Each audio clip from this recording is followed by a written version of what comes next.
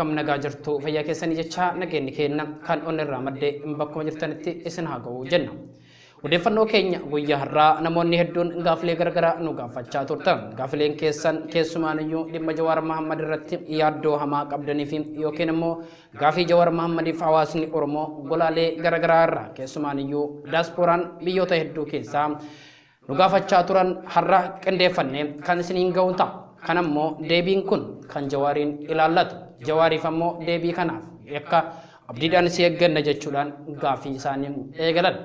Jawaar Mohaammed yeroo ammaa kana biyyattii san keessa jiraachuun yaaddoo hamaa fi yookiin uummata Oromootiif bilisummaa osoo hin taane uummata Oromootiif fuula gabrummaa fakkaataa jechuudhaan eegalan. Haaluma kanaan Jawaar Mohaammed yeroo ammaa kanatti biyyattii san keessa jiraachuun uummata Oromoo hedduuf yaaddoo guddaa ta'ee jira jechuudhaan eegalan. Haa ta'u gaafileen Jawaar Mohammediif dhiyeessan Jawaar Mohaammed ammaa kana biyya san keessa jiraatamoo biyya sanii bahaa jechuudhaan gaafii nu gaafatan. Asumaan Jawaar Mohaammed biyya san keessa jiraachuu feetamoo biyya san keessaa deemuuf deemta kan jennu asumaan sagalee miidiyaatiin akkuma kanaan hawaasni keenya kan nu gaafatan sagalee miidiyaatiin yookiin immoo kallattii miidiyaatiin Jawaariin biraan nu gahaa jechuudhaan dubbachaa jiran. Gaafii kana ka dhiyeessaa jirru immoo gaafilee hawaasa hedduuti. Gaafii kana keessatti Jawaar Mohaammed maaliif biyyarraa bahuu qaba yookiin immoo biyya san keessa jiraachuu hin qabu jennee kan yookiin immoo murtii fudhannu waa lamaafi jedhan. Abiyyi Ahmad akkuma beekamutti yeroo ammaa kan Jawaariin fa'a kan hiikee fi uummata Oromootiifis ifan taane akkuma kanaan uummata Oromoo qofaa miti isaanuma mataa isaaniitiifis waan ifa ta'e hin jiru jechuudhaan dubbatan. Gaafa Jawaar Mohaammed hidhu Abiyyi Ahmad beekaa Haacaaluu Hundeessaa ajjeesee osoo Haacaaluu Hundeessaa awwaalaaf deeman Jawaar Mohaammed fa'ammoo qabee mana hidhaatti galche. Innillee tasanuu ta'e.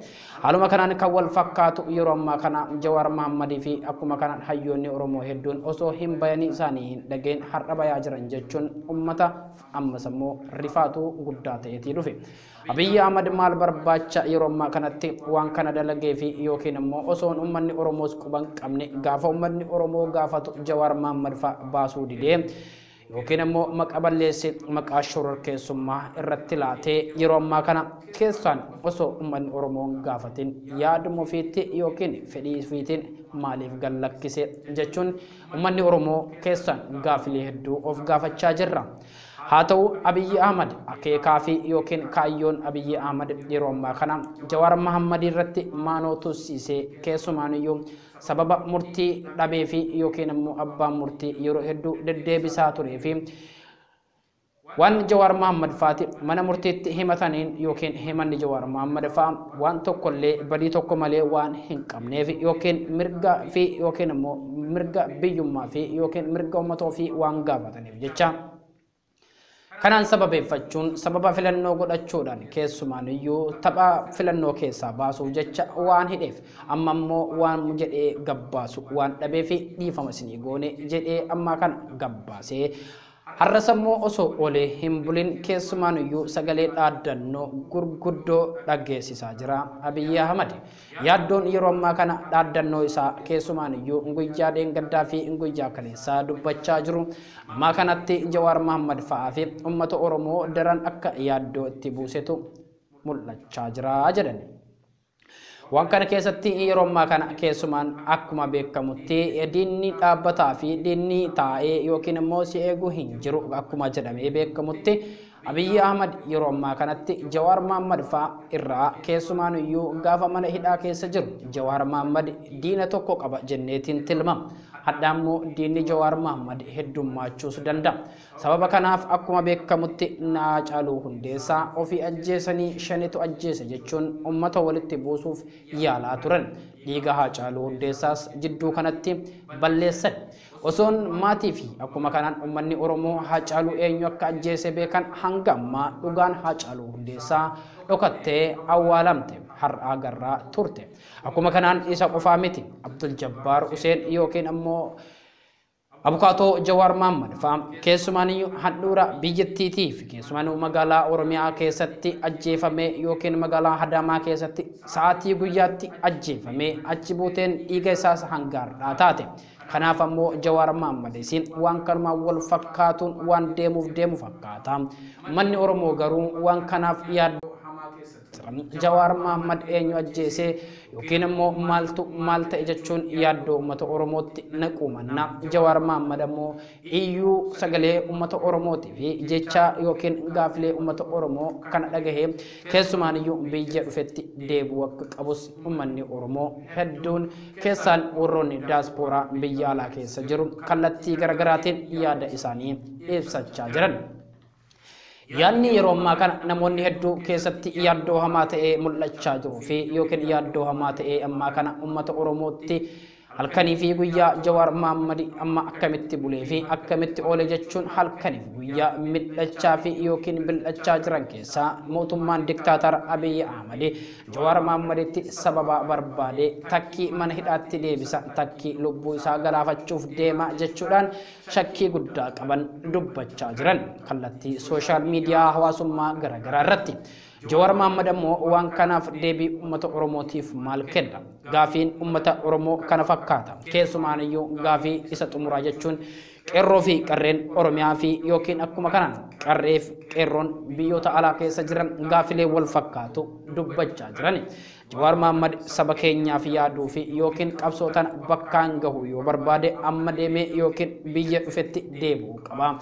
Akkuma beekamutti taankii keenya kan gaafa wayyaanee kan Lammaa Magarsaatti kenne fudhatee karaa achitti yookiin ammoo karaa Ameerikaatti deebi'uu qaba.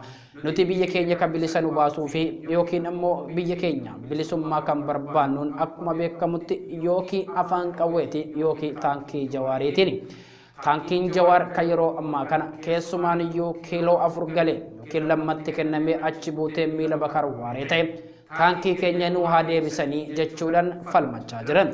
Jawaar Mohaammed kan nu baasu yookiin ammaa kana paartii siyaasaa deeggaruu yookiin ammoo miseensa paartii siyaasaa ta'ee achi keessatti taa'ee saba keenyaaf qabsaa'urra taankii keenya kan hubeennu ka wayyaanee fudhatee akka Ameerikaatti nuuf deebi'u yookiin jechuudhaan gaafilee kaasaa jiran.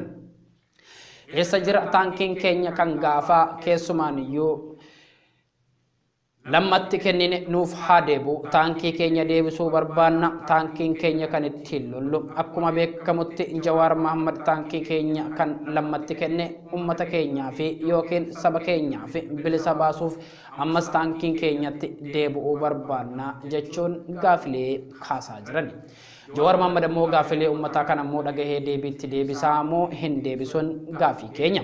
Haa ta'u gaafilee uummata Oromoo kana hin deebisu yoo taate uummanni Oromoo ammas irra deddeebi'uudhaan gaafii kana ni gaafanna jechuudhaan dubbachaa jiran.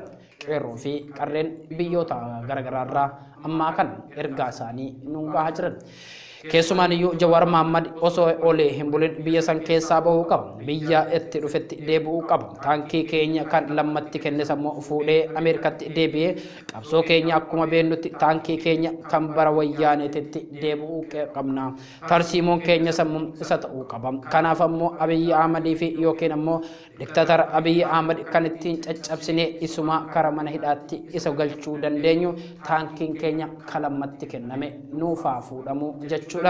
Gaafilee garaagaraa kaasaa jiran. Gaafii keenya nu dhaga'uu qaba yookiin ammoo hooggana keenya erga ta'e hoogganni keenya yookiin Abiy Ahmed sababni uummanni Oromoo jibbeef gaafilee uummata Oromoo waan deebisuu dideef Jawaar Mohaammed ammoo dhugaa hooggana keenya nuti itti amanna.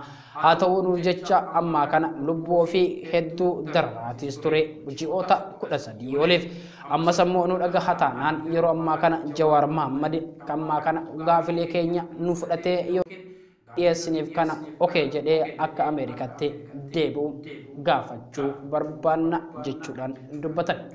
Gaafii kana immoo Jawaar Mohaammed ni deebisamoo ni caqasalaataan kan jedhu gaafileen kun kan ummataati. Gaafiin kun nuti deebi'uu baannaan ammoo Jawaar Mohaammed ummata Oromootiifis ammoo Oromiyaafis ammoo waan biyya san keessa taa'ee qabsaa'uu miti jechuudhaan lubbuu isaa balleessuu yookiin immoo lubbuu isaa qisaasessuun feenu akka nama tokkootti jiraachuu danda'a. Sabni Oromoo ammoo hoogganaa fi yookiin ammoo nama tarsiimoo baasuufis kana booda barbaadachuu dandeenya. Nuti Jawaar Mohaammed akka uummanni Oromoo jala deemuu fi yookiin akka Jawaar Mohaammed nu hoogganu barbaades waan nu jennee fi yookiin gaafii nu gaafanne hunda okee jedhee fudhachuu danda'u qaba jechuudhaan dubbatanii hawaasni Oromoo biyyoota garaagaraarraa amma kana ergaa isaanii karaa keessootiin nuuf ergan. Tiyaansoon yoo kanaa miti jenne nuti akkuma beennutti qabsoo kenna qabsoo qawweetiin yookiin immoo Abiyyi Ahmad caccabsinee amma kana Oromiyaa dhuunfachuuf deemna jechuudhaan gaafii isaanii kaasaa jiran. Dhaggeeffattootaa fi daawwattoota keenya sagantaan keenya guyyaadhaan akkana fakkaata. Sagantaan keenya sagalee uummata Oromoo bal'aati. Sagaleen uummata Oromoo bal'aa yaada kan ammoo uummanni keenya hedduun isaanii kan kaasan karaa keessootiin nu erguuf sagalee miidiyaatiin nu dabarsaa jechuun gaafii kan ammoo kan gaafatan ifaan ifatti Jawaar Mohammad. Gaafii kan ammoo deebii yeroo dhiyoo keessatti sirraa barbaanna jechuudhaan gaafii kana Jawaar Mohammad gaafachaa jiran. Dhaggeeffattootaa fi daawwattoota keenya Jawaar Mohammad immoo gaafii kana dhaga'ee akka deebisu abdii qabna. Hanga xumura sagantaa keenyaattis waan nu hordoftaniif galatooma. Deebii kana ammoo yeroo dhiyoo keessatti deebii kan isinii qabannee isinii deebifnu ta'a. Kallattii miidiyaatiin ol ba'ee Jawaar Mohammadis kan isinii deebisu ta'a. Amma immoo hanga xumura sagantaa keenyaatti waan nu hordoftaniif galatoomaa isiniin jedha.